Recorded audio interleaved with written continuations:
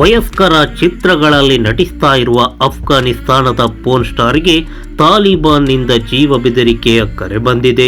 28 ವರ್ಷದ ಯಾಸ್ಮಿನಾ ಅಲಿ ಈ ಹಿಂದೆ ತಾಲಿಬಾನ್ ಆಡಳಿತದ ಚುಕ್ಕಾಣಿ ಹಿಡಿದಾಗ ದೇಶವನ್ನು ತೊರೆದಿದ್ರು. ತಾಲಿಬಾನ್ಗೆ ಹೆದರಿ ಯಾಸ್ಮಿನಾ ಅಲಿ ವಿದೇಶದಲ್ಲಿ ಜೀವನವನ್ನು ಕಟ್ಟಿಕೊಂಡಿದ್ರು. ಆಗ ಆಕೆಗೆ ಕೇವಲ 9 ವರ್ಷ. ಆದ್ರೆ ಈಗ ಯಾಸ್ಮಿನಾ ಅಲಿ ಪೋರ್ನ್ ಸ್ಟಾರ್ ಆಗಿ ಗುರುತಿಸಿಕೊಂಡಿದ್ದಾರೆ. ಯಾಸ್ಮಿನಾ ಅಲಿ ಪೋರ್ನ್ ಸಿನಿಮಾಗಳಲ್ಲಿ ನಟಿಸುತ್ತಿರುವಾಗ ಹಿಜಾಬ್ ಧರಿಸ್ತಾ ಇದ್ರು. ಇದರಿಂದ ತಾಲಿಬಾನಿಗಳ ಕೆಂಗಣ್ಣಿಗೆ ಗುರಿಯಾಗಿದ್ದಾರೆ ಯಾಸ್ಮಿನಾ. ವಯಸ್ಕರ ಚಿತ್ರಗಳಲ್ಲಿ ಹಿಜಾಬ್ ಧರಿಸಿದ್ದರಿಂದ ತನಗೆ ಜೀವ ಬೆದರಿಕೆಯ ಕರೆಗಳು ಬರ್ತಾ ಇದೆ ಎಂದು ಯಾಸ್ಮಿನಾ ಅಲಿ ಯುಕೆಯ ಪತ್ರಿಕೆಯೊಂದಕ್ಕೆ ನೀಡಿದ ಸಂದರ್ಶನದಲ್ಲಿ ಬಹಿರಂಗಪಡಿಸಿದ್ದಾರೆ. ಅಷ್ಟಕ್ಕೂ ಯಾಸ್ಮಿನಾ ಅಲಿ ಪೋರ್ನ್ ಸ್ಟಾರ್ ಆಗಿದ್ದು ಹೇಗೆ? ತಾಲಿಬಾನ್ ಬೆದರಿಕೆಯ ಬಗ್ಗೆ ಏನಂತಾರೆ ನೋಡ್ಕೊಂಡು ಬರೋಣ.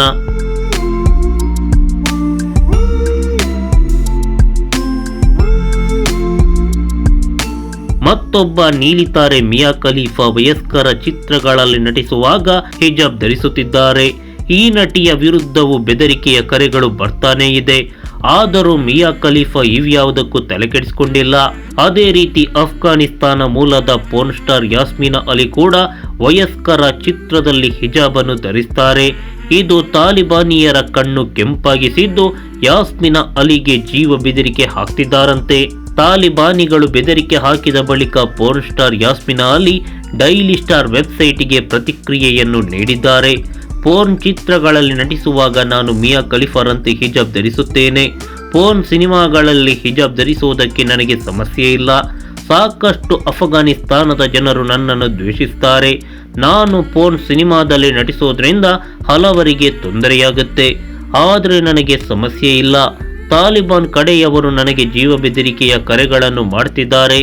ಆದರೆ ನಾನು ಅದಕ್ಕೆಲ್ಲ ಹೆದರೋದಿಲ್ಲ ಎಂದು ಡೈಲಿ ಸ್ಟಾರ್ಗೆ ತಿಳಿಸಿದ್ದಾರೆ. ಯಾಸ್ಮಿನಾ ಅಲಿ 19 ವರ್ಷದವರಿದ್ದಾಗ ಆಕೆಯ ಕುಟುಂಬ ಅರೇಂಜ್ ಮ್ಯಾರೇಜ್ ಆಗುವಂತೆ ಒತ್ತಾಯಿಸಿದ್ರು. ಇದಕ್ಕೆ ವಿರೋಧಿಸಿದ ಯಾಸ್ಮಿನಾ ಅಲಿ ಕುಟುಂಬ ಹಾಗೂ ಇಸ್ಲಾಂ ಧರ್ಮವನ್ನು ತೊರೆದು ಪೋರ್ನ್ ಸ್ಟಾರ್ ಆಗಲು ನಿರ್ಧರಿಸಿದ್ರು. ಆಗ ಯಾಸ್ಮಿನಾ ಅಲಿ ಬಯೋಮೆಡಿಕಲ್ ಸೈನ್ಸ್ ಓದುತ್ತಾ ಇದ್ರು.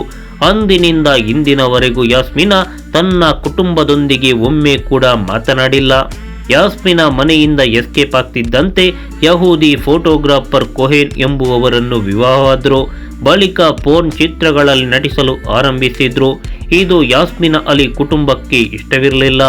ಹೀಗಾಗಿ ತಂದೆ ಮೊಹಮ್ಮದ್ ಬ್ಯಾಟ್ಮನ್ ಹಾಗೂ ಸಂಬಂಧಿಕರು ಸೇರಿಕೊಂಡು ಮಗಳನ್ನು ಕೊಲ್ಲಲು $70,000 ಸುಪಾರಿಯನ್ನು ನೀಡಿದ್ರು.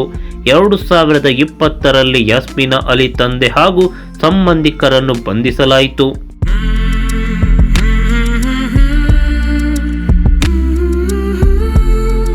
ಈ ಮಾಹಿತಿ ನಿಮಗೆ ಇಷ್ಟವಾಗಿದ್ರೆ ಲೈಕ್ ಮಾಡಿ, ಶೇರ್ ಮಾಡಿ, ಹಾಗೆ ನಮ್ಮ ಕೋಸ್ಟಲ್ ಕನ್ನಡ ಯೂಟ್ಯೂಬ್ ಚಾನಲ್ಗೆ ಸಬ್ಸ್ಕ್ರೈಬ್ ಮಾಡಿ.